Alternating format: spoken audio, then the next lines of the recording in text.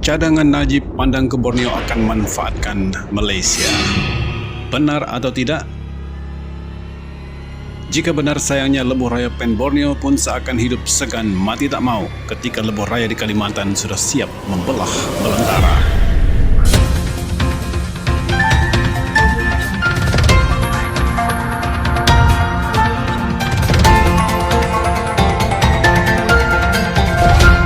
Pandang ke Borneo manfaatkan Malaysia, kata pakar ekonomi.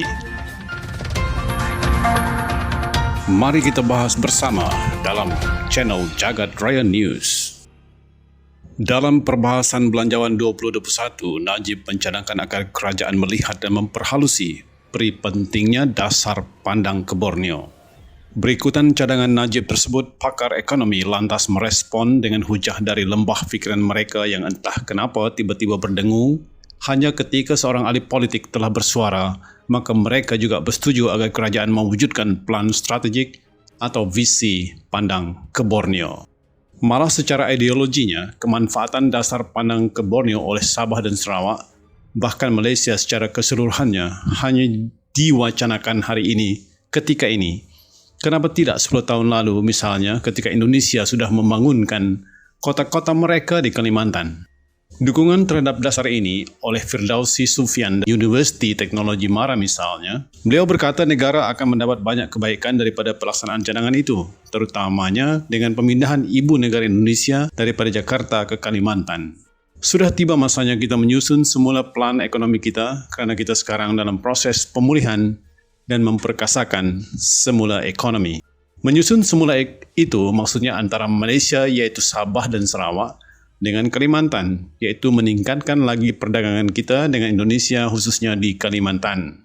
Apabila ibu kota Indonesia berpindah ke Kalimantan Timur, spesifiknya Penajam Pasir Utara, bila ini terjadi sudah pasti akan merancangkan perdagangan antara kedua-dua negara sekaligus membawa banyak aktiviti perniagaan ke Sabah dan Sarawak. Jika mereka yaitu Kalimantan memerlukan prasarana, kita boleh sediakan tenaga elektrik dari empangan bakun di Sarawak. Begitu juga internet. Bagi Sabah pula, kita boleh sediakan dari segi makanan, barang runcit serta pemprosesan kelapa sawit katanya. Mungkin kita lupa, dari segi internet, Indonesia mendahului kita. Food security mereka juga telah lama dipersiapkan.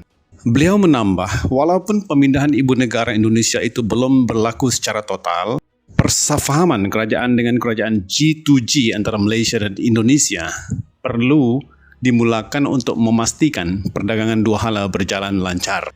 Kalau kita lihat contohnya di Sabah, pelaburan dan perdagangan kita terlalu bergantung kepada China. Dan apabila Wuhan dilanda COVID-19, semuanya hilang. Ini bukan bermaksud kita perlu menukar sepenuhnya perdagangan sedia ada, tetapi kita perlu mempelbagaikannya, terutama dengan Kalimantan, katanya.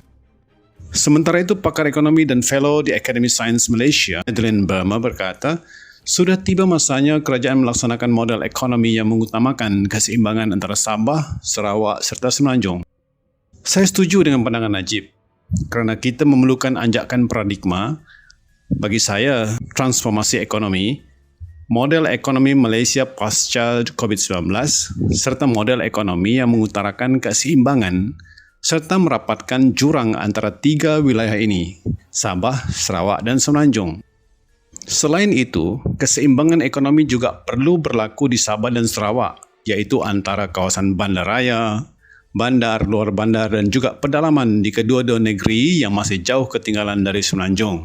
Sehubungan itu satu model baru yang menitik beratkan kesamaan peluang dan keberhasilan perlu diwujudkan. Beliau seterusnya menambah Putrajaya juga perlu mempunyai dasar memajukan Sabah dan Sarawak dengan menyalurkan peruntukan lebih banyak. Bukan sekadar dasar pandang ke Sabah dan Sarawak semata-mata. Sudah tiba masanya untuk menggubal dasar dengan memberikan peruntukan pembangunan lebih banyak kepada Sabah dan Sarawak. Peruntukan yang diberikan juga bukan dari segi nilai, yaitu jumlah peruntukan itu berapa, tetapi mengikut keperluan pembangunan.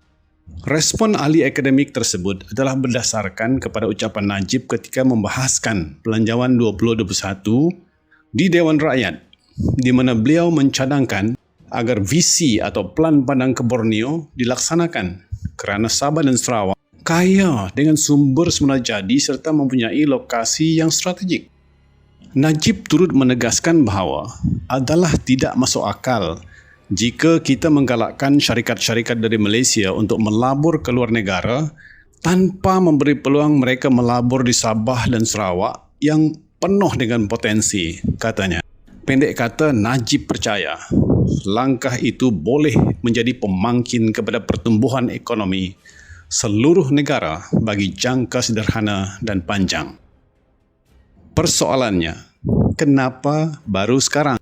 Sedangkan dimaklumi bahawa Sarawak dan Sabah tidak rentan dengan sumber daya alam, sumber daya tenaga, tanah yang luas, ekosistem perekonomian yang memperangsangkan dan lokasi yang strategik. Mana tidaknya, di tengah-tengah Sabah dan Sarawak ada Brunei.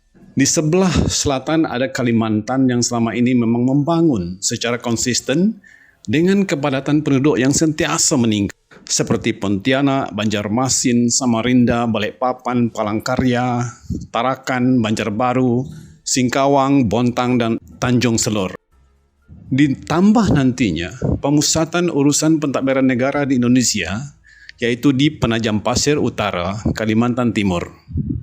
Sebuah ibu kota yang tersusun dan menjadi nadi kepada urus tadbir negara Indonesia secara keseluruhannya. Justru, cadangan perlu berikut adalah untuk menindaklanjuti peluang yang ada didasari elemen-elemen strategik tersebut. Laluan Pen Borneo tidak harus dibiarkan melintasi Brunei, tetapi di luar sempadan dengan Brunei. Kedepan, Pen Borneo akan menjadi susur penghubung antara ketiga-tiga negara dalam urusan perdagangan. Serentak dengan itu, kerajaan harus membina lebuh raya persisir sempadan antara Malaysia dan Indonesia. Selain memudahkan urusan perdagangan, lebuh raya itu juga nanti memudahkan kawalan sempadan dan mengeratkan hubungan diplomatik. Dengan demikian, maka pertumbuhan ekonomi Sabah dan Sarawak akan membantu menyokong lonjakan keluaran dalam negara kasar negara secara langsung. Jadi, jika anda telah mulai berfikir, maknanya saya berhasil mengajak anda semua berfikir. Kerana yang mendiskusikan, mengkritik dan mencadangkan itu saya, tetapi yang menyimpulkan anda. Seperti mana George Washington bilang, kalau mau melihat manusia berubah, berikan dia kekuasaan. Kerana hanya musuhmu yang berbicara jujur. Teman dan kekasihmu akan selalu berbohong kerana tugas mereka adalah untuk membuatmu senang. Sokong channel ini sahabat-sahabat agar saya terus bersemangat berbagi info dan buah fikiran kepada anda dengan cara subscribe, like, share dan komen. Terima kasih.